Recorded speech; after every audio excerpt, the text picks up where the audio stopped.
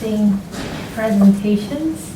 I've been piling up a few words of things that I want to say based on the questions that you guys have had for the guest speakers.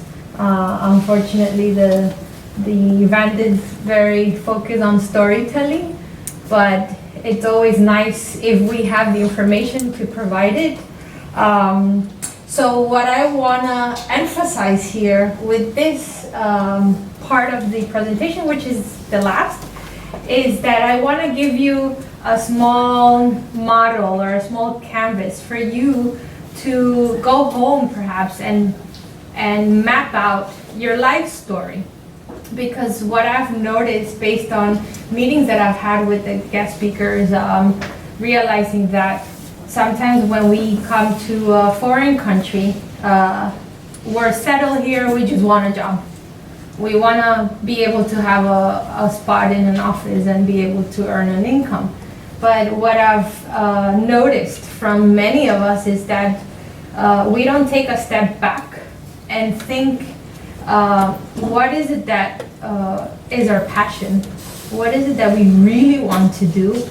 And before that, go back to your past, from your childhood, for example, and find out if what are your skills and what was your personality since you were a kid, so that you can sort of understand, okay, this is how I was, this is what it led me to.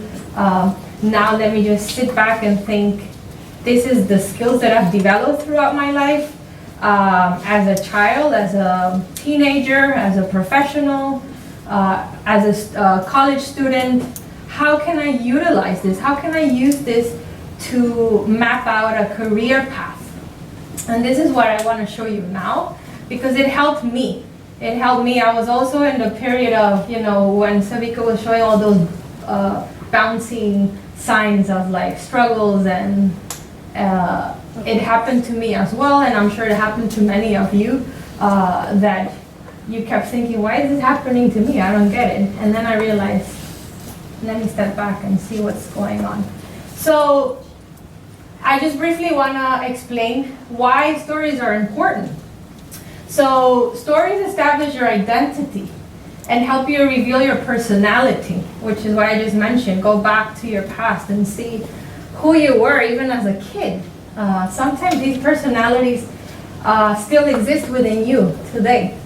The stories help you know yourself, and it helps you build confidence, because once you know who you were from your childhood till today, you can remember, you can remember all these traits that you have, and you have a confidence to just say or tell them.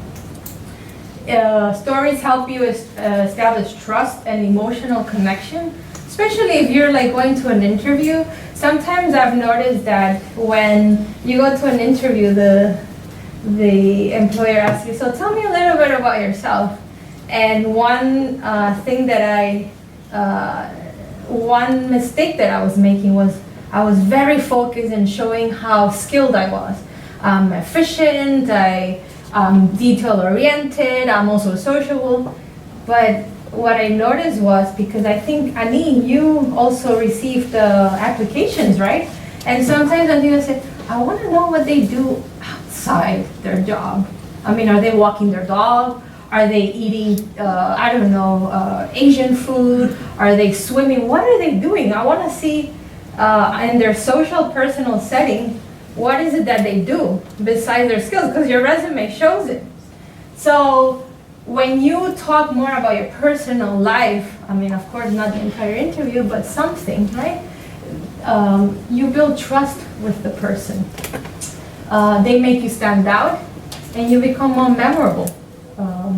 So it helps you illustrate different aspects of yourself, generate vivid and detailed images in a listener's mind. So imagine you coming up with, giving an example, not of a job that you did, but something that happened at college. You're already putting these images in their mind, and it's interesting for them. It's happened to me, and then they want to know more about what happened to the kid in the story than the skills. Explain key life career decisions, choices and personal changes. And if you have a good story, a good narrative, you prove that you're a strong communicator. And this is a very important skill in many jobs, particularly when they ask you if you're a good team player. Or they don't ask you, they just want to see if you're a good team player. So this is the canvas that I wanted to give you guys. I will provide this canvas through email for those who are interested. I will tell you later how. And I took the frame from a canvas from a different kind of storytelling map, and I adjusted it to help you guys find that life balance and that could lead to a career path.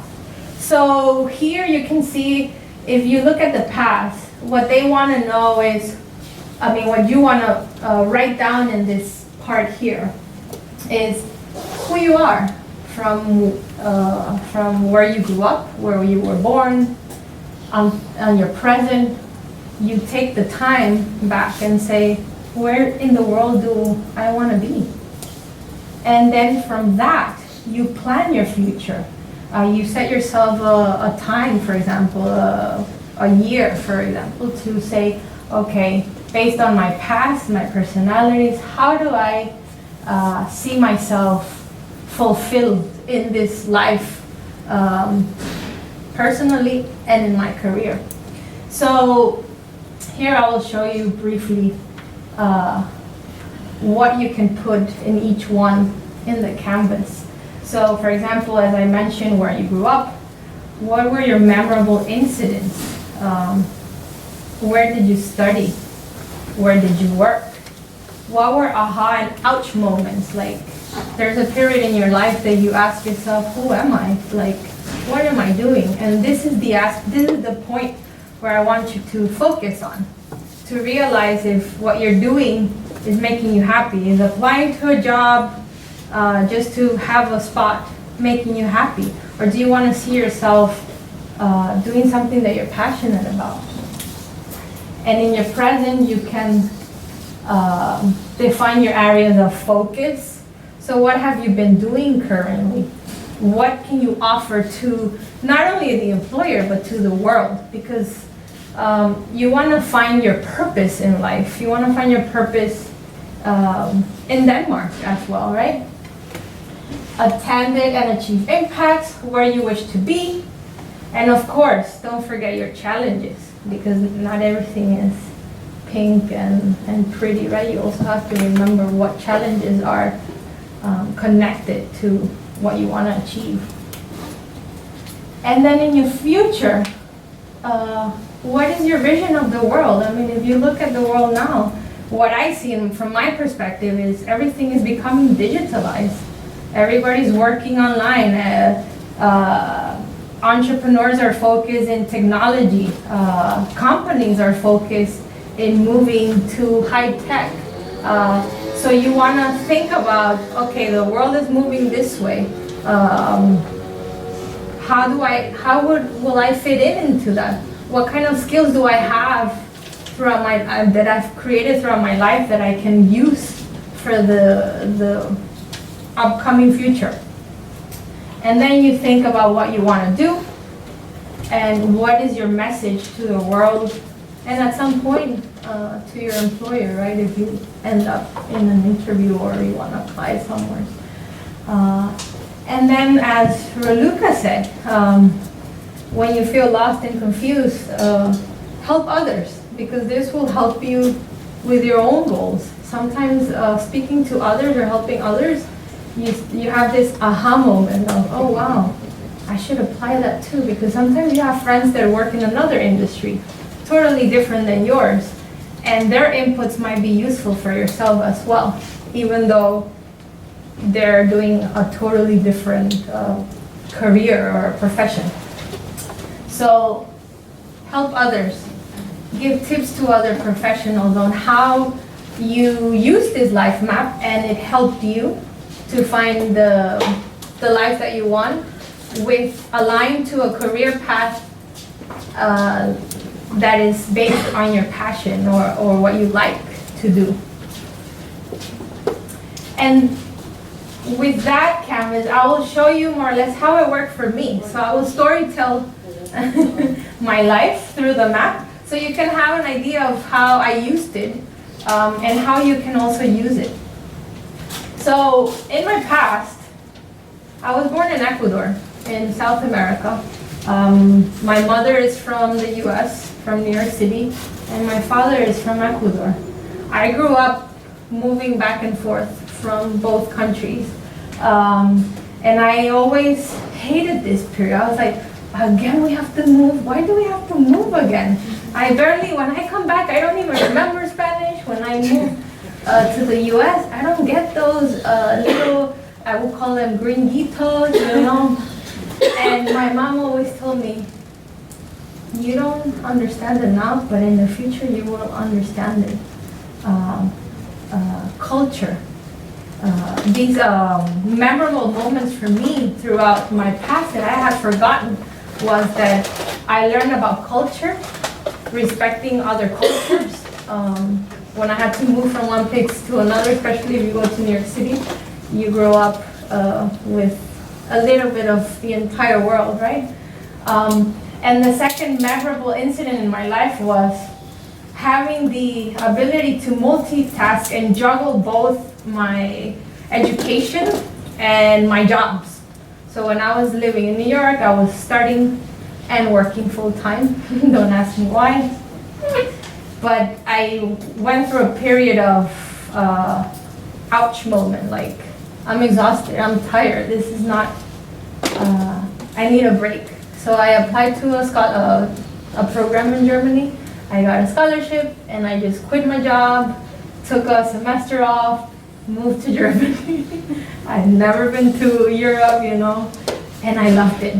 I loved the culture, the way they thought. It was completely different than the American culture. And I always said, I want to come back to Germany. I will try to do my master's degree here. Why should I get in debt in the US with a master's degree? So I went back to New York. I studied in different industries, trying to see where I fit in. I thought, since I was a little girl, that I wanted to work in the fashion industry, and I did. I was assisting designers, helping dress models in the famous fashion shows, but it was not making me happy. And then I thought, maybe I should change my degree, and I changed completely my degree. I started economics, an economics program. Luckily, economics is a broad program, so you can spread to different sectors, not specifically in finance. And then I got my foot in the door working in the industry, in the financial industry, which I hated in New York City, because you become a slave. You're just working there 24/7, and then you don't see where your impact is. And that's when I had an epiphany moment, an ouch moment of, who am I? What am I doing? I mean, this is not making me happy. So I thought, let me think of what I like and what I want to do in life before I continue working in a place that I don't like. And coming from a family of educators and social workers, you know, I had this in my backbone of helping people or creating an impact, you know. And then I started looking at the degrees. I said, well, this is the right time to escape again and figure out what kind of degree would lead me to what I already have, the skills that I have earned throughout my career, what my personalities were, you know, coming from educators background. And when I did this canvas, it was when I moved here. So I asked myself, who am I? So I started looking for the degree. I applied to 3 schools in Europe, and Denmark was the only, CBS, Copenhagen Business School, was the only school who was giving me a scholarship. full scholarship. So I said, why not? So I took the leap, moved to Denmark. I started studying, and I couldn't be just a student. I felt like I really needed to do other stuff. And like I brought my fast-paced attitude, character from New York. So I started working in student jobs. I worked in 3 different industries. I did like Annie. I tried a little bit of everything just to see how the working culture was in Denmark. I worked in a startup. I worked in a big corporation, Maersk Oil. Totally different than what my personality and my passions were. But I just took it just to see how it was. And then I worked at the university with the professor of social entrepreneurship, and I loved it. I did the program there, and I said, okay. I graduated in Denmark, but when I graduated, I was not working because I was too busy studying. And I did like many of you do. I started applying to over 100 jobs in companies that I thought, oh, they're good companies, they're gonna, you know, it's a good salary and it's international. But every time I would go to an interview, I would reach the top, you know, big companies, Microsoft, Maersk.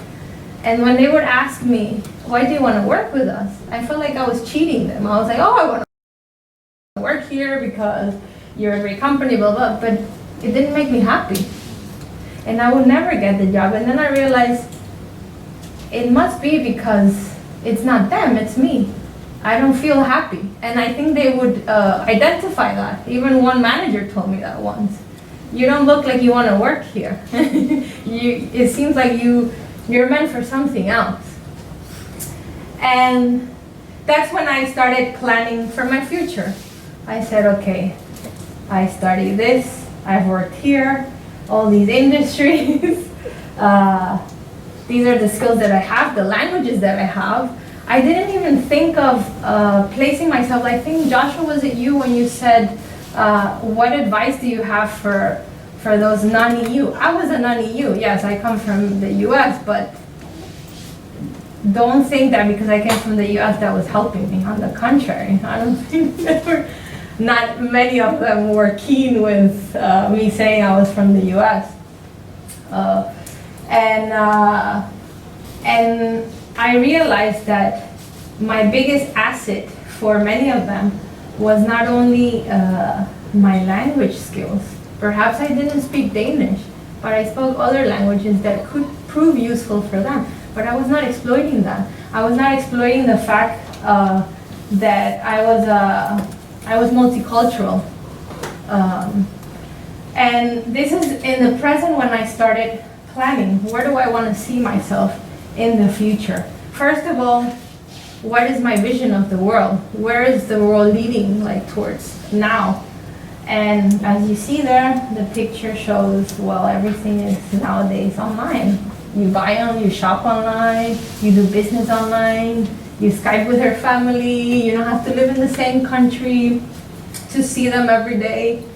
So that's when I thought, I'm gonna take a break from the jobs and the internships that I'm doing after graduating, and think of what's my passion and how can I create a job from that. And I think that's my main point here. While you're looking for a job, don't wait to for them to reply. Start thinking of what your skills are, your traits are, and work around that, even as a volunteer like Reluca did, right? Create something of your own.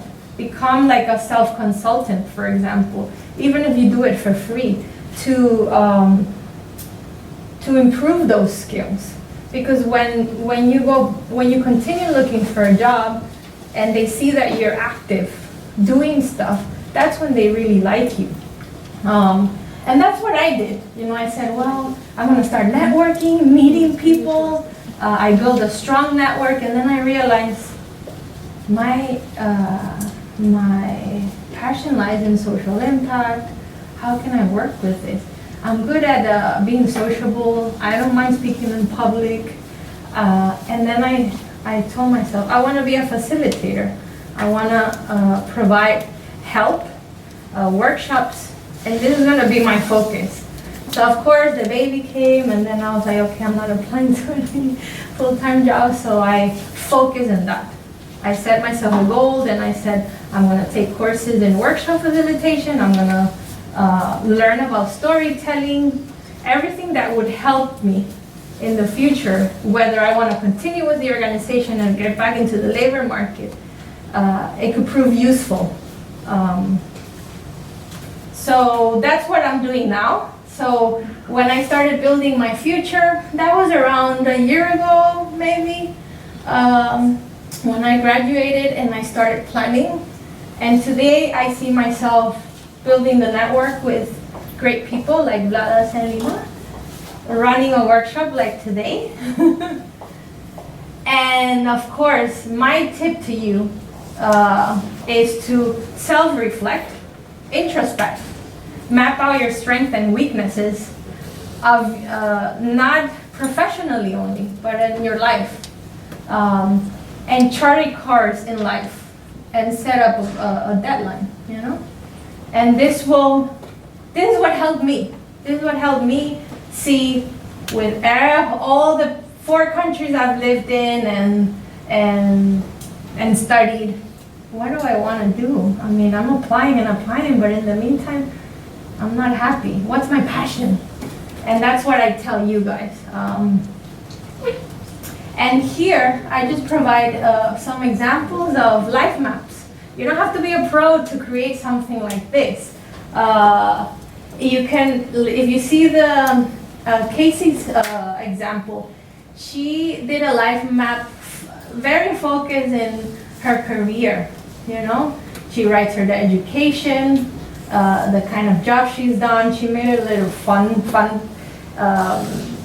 times she's been to Mexico, 2020, number of speeding tickets.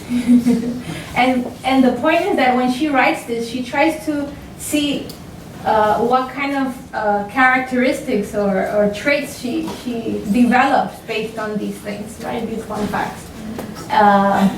In this case, Daniel, he writes about, also it's focused in his, I mean the life map, the point is that you can use it for your personal life, personal and career, or just career. If you see, he started 15 years receiving my parents, love and creation, my foundation, my first time leaving alone in another city. He lost his mother, had a job in 2000, 2002. He worked and went to college. He had some international experience, and he's now working as a digital transformation professional. These are other examples. Again, you don't have to be a pro, you don't have to develop this, but you can use pen and paper and do something like this, just to guide you to see what's your past, what is your present, how can you build your future. You see, he also focuses mainly in his education and profession. What has he accomplished academically and professionally? And then you can add, of course, your future, right? Where do you see yourself in the future? This one was kind of fun. That's too much work. So, yeah, they start, you know, I had a family and all these different aspects of their life that sometimes we don't think about that will create an impact. For example, I went to a job interview that was it was a creative organization. And I never, when I started writing my life map, even then I forgot that I had studied pre-college courses at Cooper Union. This is like the famous design and architecture school in New York. And I took architecture classes for high school students, and I never thought of that.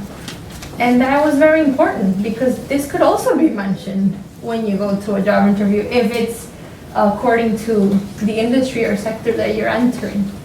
So that's why it's important to build a life map, to see every single detail of your life, your personality, your skills, and your experience. And that's pretty much it.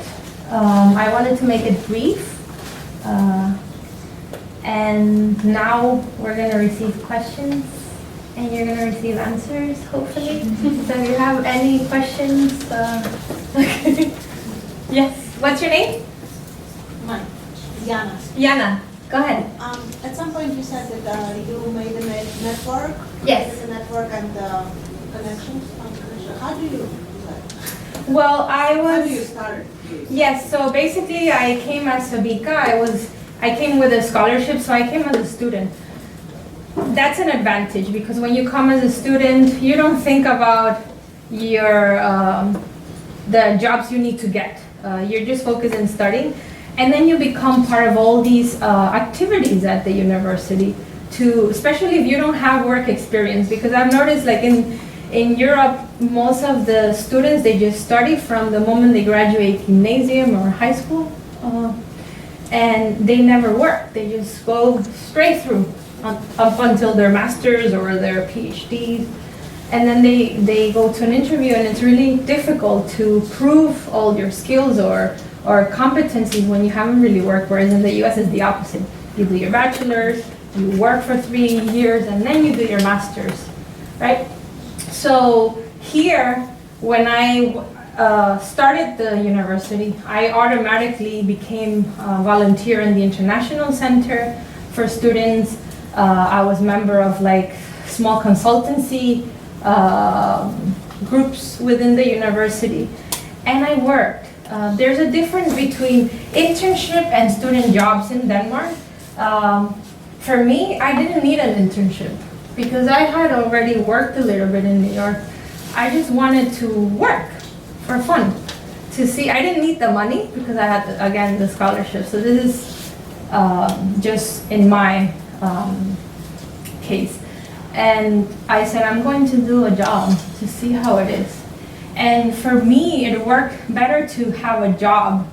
However, my weakness back then was that I thought, oh, I'm getting all these jobs, so I guess I'll just quit my jobs. This was me being a snob. And I'll just do that when I graduate. Now I know I can get a job, but I was wrong. Because one thing is to get a student job, and another is when you graduate and get a real job, full-time job. You're competing with many qualified young professionals, especially Danes, who already speak 2-3 languages, who have been abroad. So I had to figure out how was I different from them. And this is when I said, when I mentioned culture, my multicultural background, and my experience living in 4 different countries, which is something that I wasn't taking advantage. And then I networked through school and through the jobs. So I made sure that I kept a strong network from the 3 different jobs that I had at a university, a big corporation, and a startup.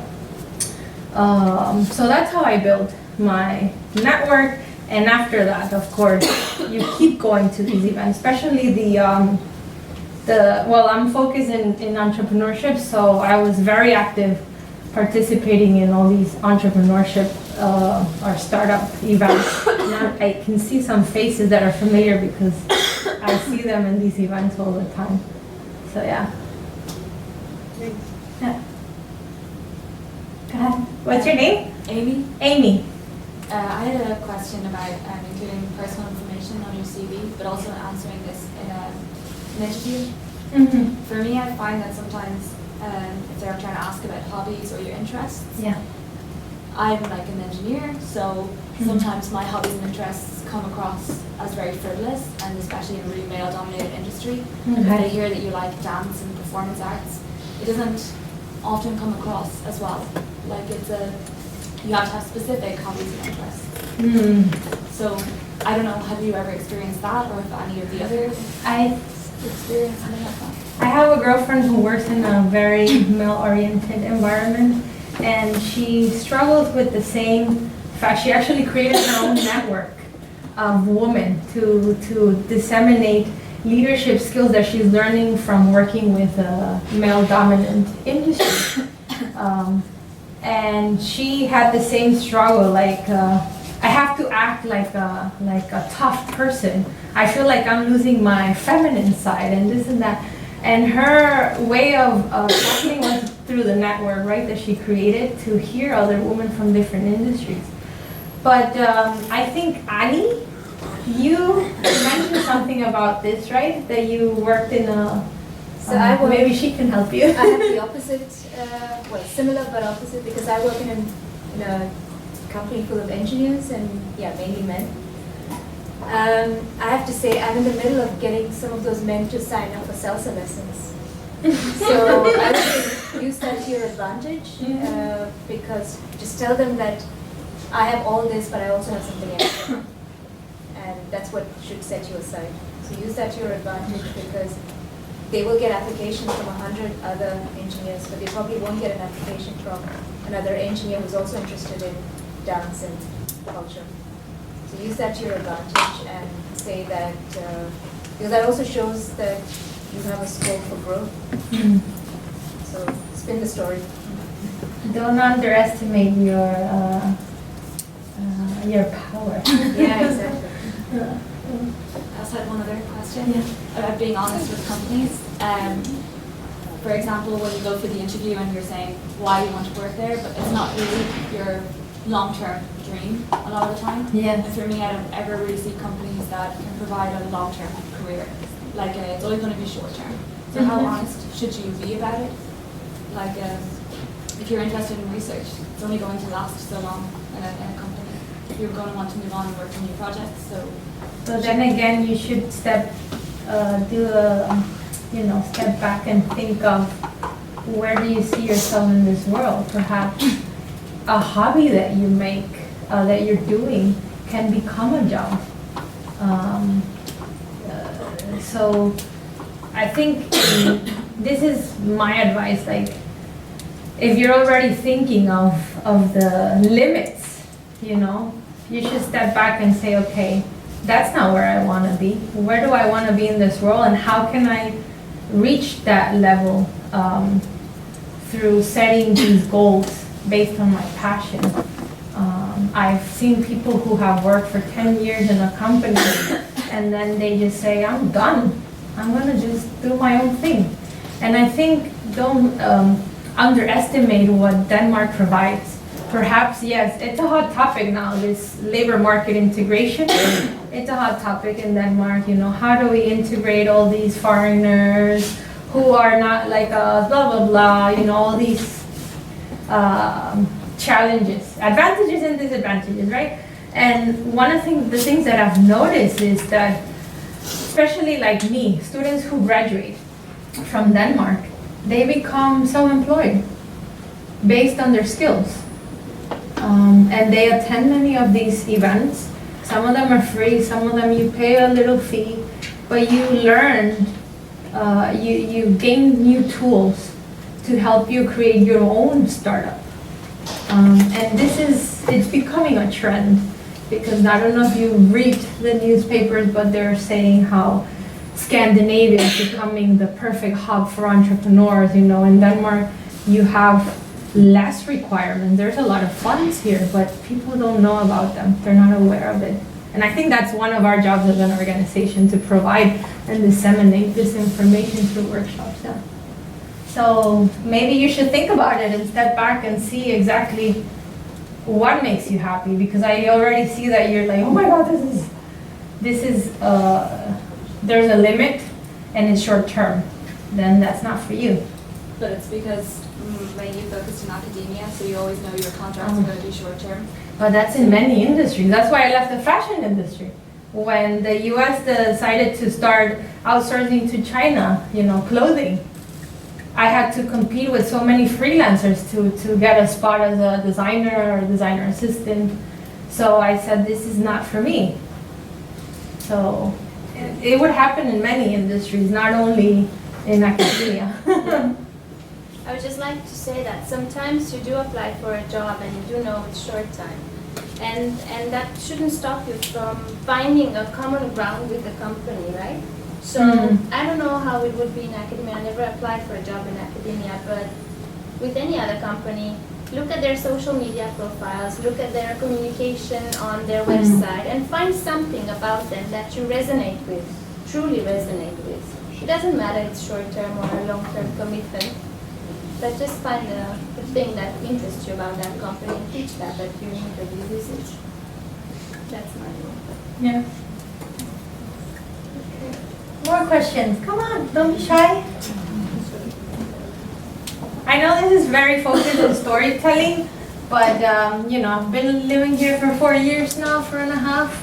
So I've learned a lot about the culture, and I have a Danish partner, so I marry him and his family, aside from Denmark. So just feel free. Any other questions? No? Okay. Before you close, so what kind of services you can So basically what Lena had mentioned in the beginning, what we want to do is provide, because when I was networking in mainly like the tech startup world or the biotechnology startup world, and I said, where's everyone focused on social impact here? And unfortunately, it's still something new and small. Not only in Denmark. I mean, yes, it has existed for a while, but it's one of those new trends, you know, new ecosystems that they're trying to enforce or enhance. So there was nothing there, and that was my field, because I had worked in the private sector. I took an internship in the development field here in Denmark. And I had studied that and worked with the director, the dean of the program at CBF. I said, how can I use this passion of mine, you know, coming from a family of educators, always creating an impact. I mean, my sister right now, she's in the North Dakota pipeline protesting. So I was like, I had this in my DNA, but I thought, I'm not gonna be like them. They're always fighting for the world, and only one person's not gonna make change. But I didn't realize that I also had it, you know, growing up in a family. So I wanted to focus on that. And the idea is to provide workshops like this one, mainly focused for people who want to, change makers, who want to create an impact.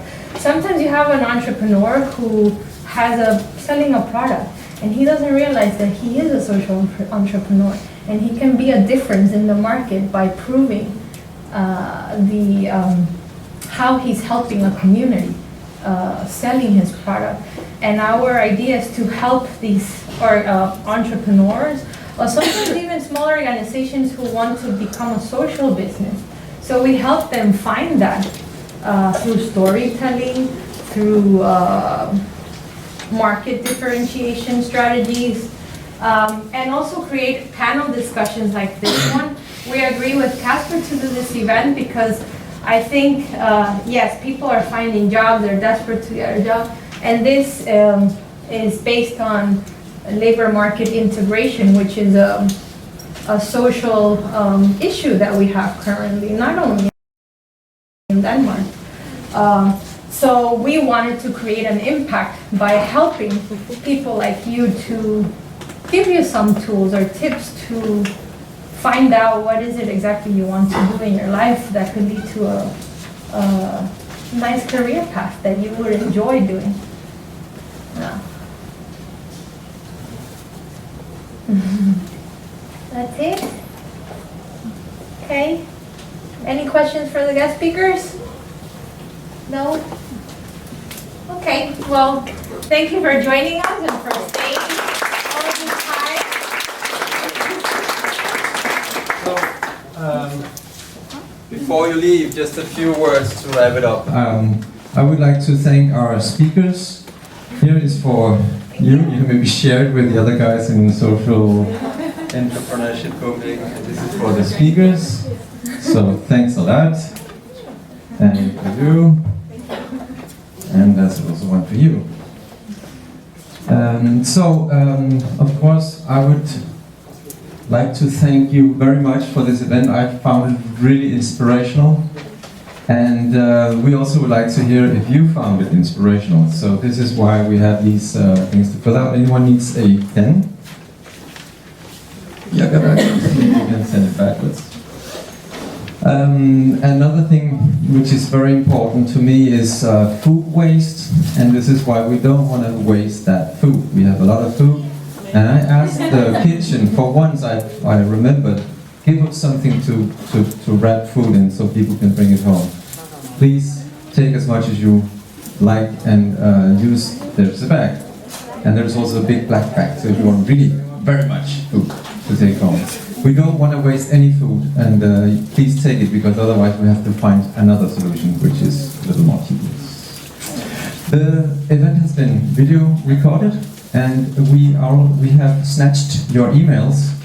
So we have a mailing list, so I'm going to send also the materials, I guess, from the event, the slides and so on, right? And yes, what you wanted to share, I can also share Sure. via MailChimp with this mailing list. The mailing list is not something you're married to, so if you want to opt out, that's a possibility. This is why we make a mailing list instead of just sending one big mail to everyone, okay?